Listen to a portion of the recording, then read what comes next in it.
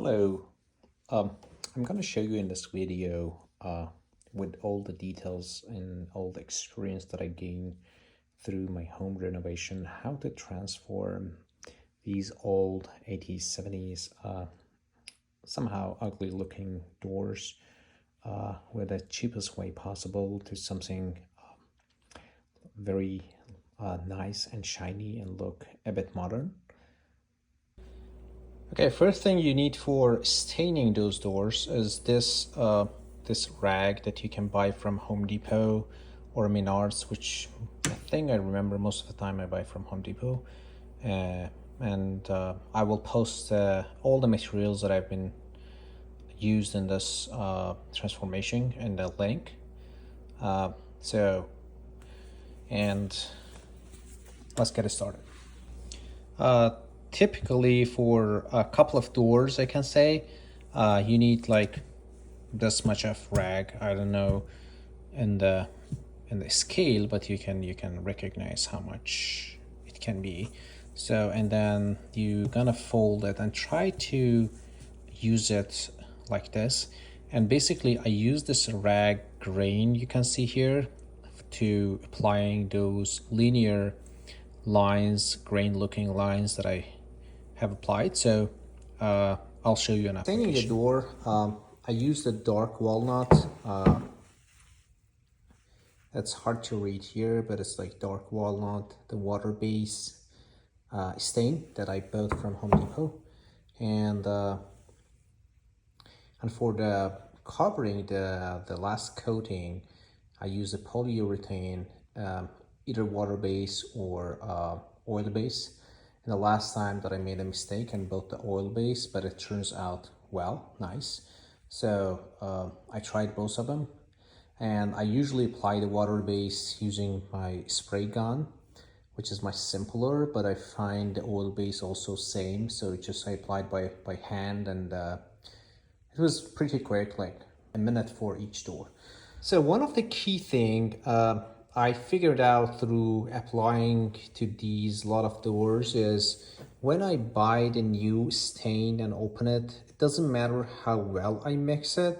It's a bit runny, so and that gives a very bright looking than this one. So this is kind of using those water. If you buy the new one and you just start to apply it, you have to do 3 coats, although it says just 1 coat, but I didn't find it applicable to get the results in only 1 coat. So what I do usually, I keep the lid open for a night, and some of those water evaporate and it's become a little bit denser and it's easy to apply than the very runny one.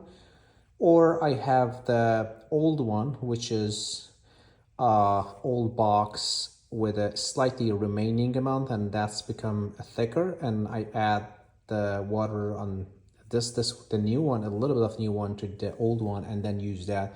That gives me the thickness that I need. And in that case, I only need to apply twice instead of 3 or 4 times to get the results.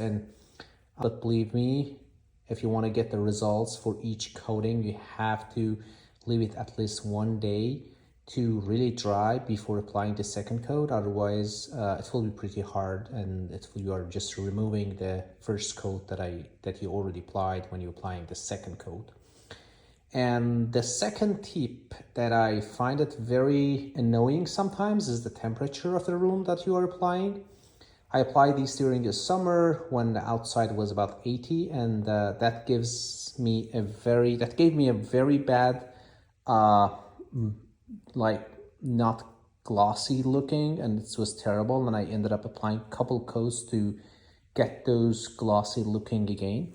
And I brought the doors inside on my countertop and I applied on the countertop. So make sure that time or the temperature of the room that you're applying is sufficient. It's maybe about 70, 75 is the ideal temperature for both polyurethane to dry slowly and get those glossiness, and also for the stain to not dry so fast and stick to the door.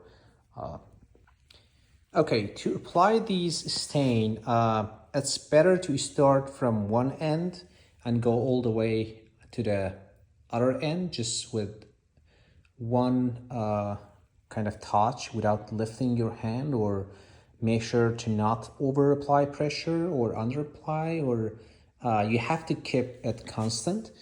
And at the beginning, this is also what I learned at the beginning. When you want to start at this situation, you usually get a more stain, and if you start from the top, that will drip on the other side and goes on the other side of the door, and that's also hard to get rid of that or remove it. So it's better to start from about this end and then come a little bit here and then go all the way on the other end. So I'm going to show you here.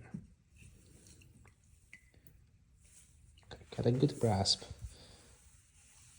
Okay, you see, because it's a beginning of it, it has a lot of stain, so you have to make sure to not over apply it. That is drip from the other side. So you see, I'm using the grain of the cloth to apply that grain looking, or the nice looking that I ended up having it, and I loved it.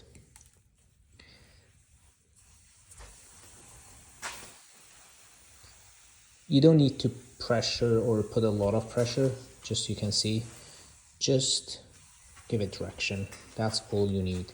If you put a slightly more pressure, you'll start to removing this thing. So I don't want to do that, to increase my job, to applying couple coats.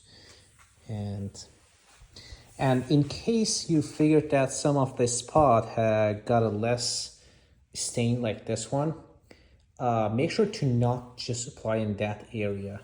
Go on that end and start applying from one end all the way to the end, because you don't want to have a patch or something in the middle. Looks bad.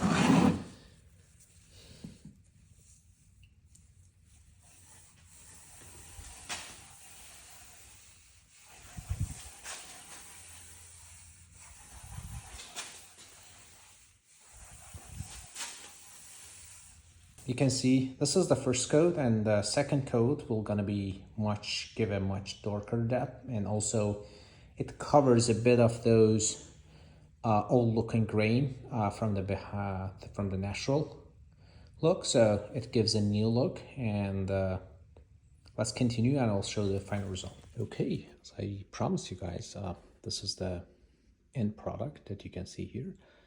It's much better than the old looking doors we had before. I don't have enough lights here, but it's very reflective, and I applied the water-based polyurethane on this one, but for the doors that I by mistake applied oil one, it ended up much shinier than these.